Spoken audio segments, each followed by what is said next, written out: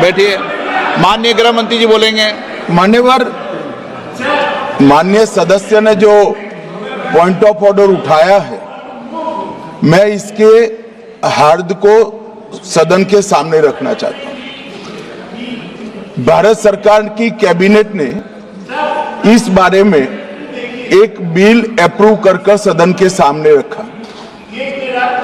आपके द्वारा ये बिल जॉइंट पार्लियामेंट्री कमेटी को दिया गया, जिसका विपक्ष का भी बड़ा आग्रह था। कमेटी ने इस पर सुविचारित रूप से अपना मत प्रकट किया। वो जो मत प्रकट हुआ, वो मत फिर से कैबिनेट के सामने गया। कमेटी के जो सुझाव थे, ये भारत सरकार की कैबिनेट ने स्वीकार किए और अमेंडमेंट के रूप में किरण रिजिजू जी लेकर आए।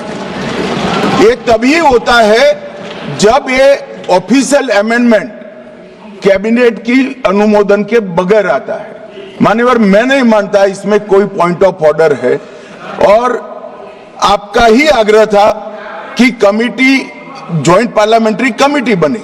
अगर कमेटी ने कोई बदलाव ही नहीं करने हैं तो ये कांग्रेस जैसी कमेटियां नहीं, हमारी लोकतांत्रिक कमेटी है मान्यवर, जो दिमाग चलाती है।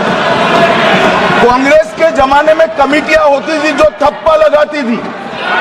हमारी कमेटी चर्चा करती है, चर्चा के आधार पर विचार करती है और परिवर्तन करती है।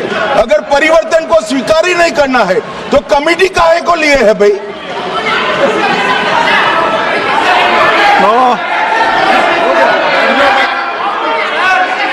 आप जब विधेयक पे चर्चा हो तो सबको मौका दूंगा। अभी 0 ओवर पर माननीय, मैं इस पर अपनी व्यवस्था देता हूं। माननीय सदस्यगण श्री NK प्रेमचंद्रन जी ने जो प्रश्न उठाया है, वक्फ संशोधन विधेयक 2025 पर संयुक्त समिति में विधेयक कुछ खंड जोड़ दिए गए जो विधेयक के दायरे से बाहर हैं। इस विषय पर मैं माननीय सदस्यों का ध्यान कौल और शब्दों द्वारा रचित संसदीय पद्धति और प्रक्रिया की ओर आकर्षित करना चाहता हूं कि संयुक्त समिति की किसी भी विधेयक में संशोधन करने की शक्तियां बड़ी व्यापक और विस्तृत है। समिति किसी भी विधेयक में पूर्ण रूप से संशोधन कर सकती है या उसको पूर्णतः नया प्रारूप तैयार कर सकती है तथा विधेयक के सिद्धांत में परिवर्तन किए बिना उसका पूरा नाम और संक्षिप्त नाम भी बदल सकती है। इस प्रकार समिति किसी विधेयक में नए उपबंध सम्मिलित कर सकती है तथा विधेयक की व्याप्ति की समिति कर सकती है। विगत में कई संयुक्त समितियों ने विधेयकों में ऐसे संशोधन किए हैं। श्री किरण रिजिजू जी।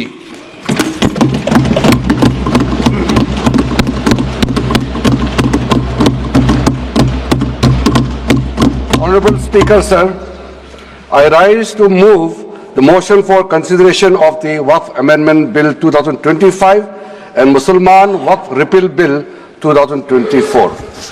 अध्यक्ष महोदय जी, आपने जो रूलिंग दिया है, JPC के बारे में जिक्र किया है,